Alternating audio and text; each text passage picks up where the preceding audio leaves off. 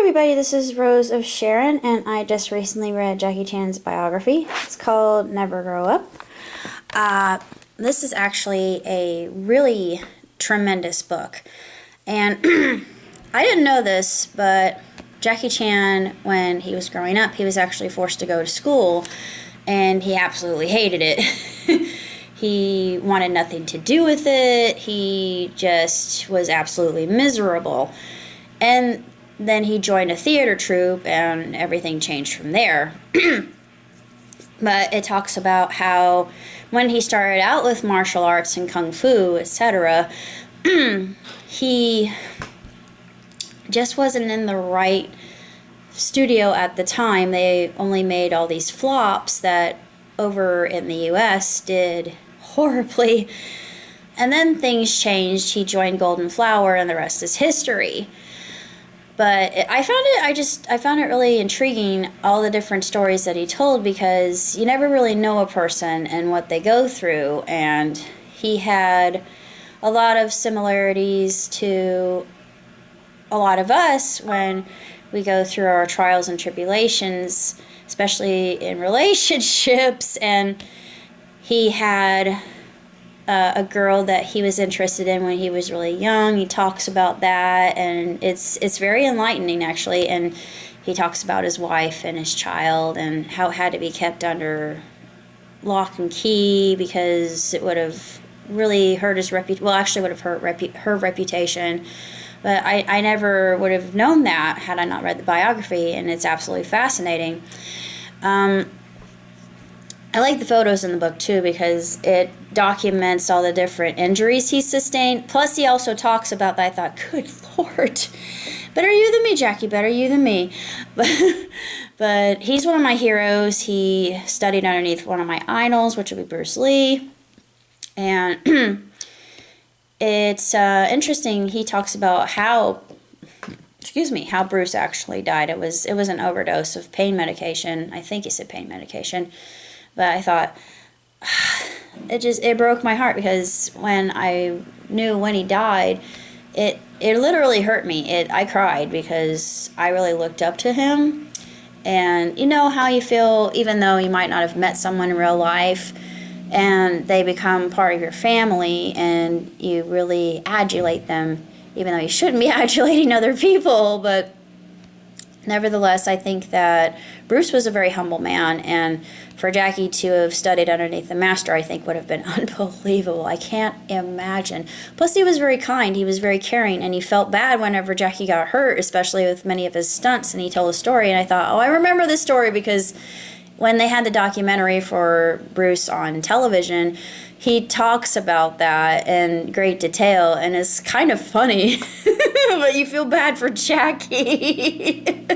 You think, the lengths we go to for superstardom.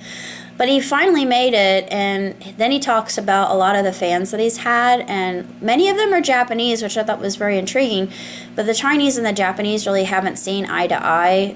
We all know that's due to the rape of Nanking, and understandable? Yeah. I get where they're coming from, but it shouldn't really be focused in the present moment now due to the fact that that was so long ago. I'm sure there's still tensions between the two countries, but they should really let it go. I know that's easy for me to say. It's like saying a lot of the Germans should just forget the Holocaust. Yeah, it's the same kind of scenario, and it's really quite peppered with controversy and bad blood, really bad blood. I get it, but he talks about this encounter he had with a fan that she came up and actually slapped him, and she did it so she could be remembered. I thought, good Lord, lady, you are crazy. But he finally had her barred from any event, but she answered, oh, I can just watch from afar. It's better that way. I thought, yeah, maybe you should go have some psychiatric evaluation. But, and he brought up John Lennon. I thought, oh, please don't bring another one of my idols into this. But it's true, and there's an interesting theory on that, which I absolutely agree is fact. But the man who actually shot Mr. Lennon got his autograph only months earlier, and there was a book I read about that. You can see a picture of them both together, and later on, we all know that he figured out where John lived and shot him dead in cold blood, right? Point blank. And so that's the reason why so many fans have security. It's all traced back to Mr. Lennon. But nevertheless, I thought that the book was absolutely sensational. The pictures are very telling and very enlightening, and also very cringeworthy. If you look at the surgery he had when he was young, they have pictures of him when he was really quite young, just getting into the biz. So it was really quite magnificent, and I thought, holy cow. And I've seen most of his films, the last one being The Foreigner, which I absolutely adored. It was a different role for him. He kind of plays an antagonist in a way, which is kind of a different role for him, but he's a very consummate actor. I think that he could pull anything off, even though a lot of people consider him the next Buster Keaton mixed with Charlie Chaplin, which I don't. I personally feel like he's akin to Jet Li and Bruce Lee, just because I feel like he has a lot of that potential. Plus, his style, monkey kung fu, is unreal. Although my favorite is Jet Li's Mantis. I love Mantis style. It's just perfect. It's unreal. It's just a surreal, ethereal style. Monkey is really cool too, but I prefer Mantis. I'm sorry, even though Jackie's my hero.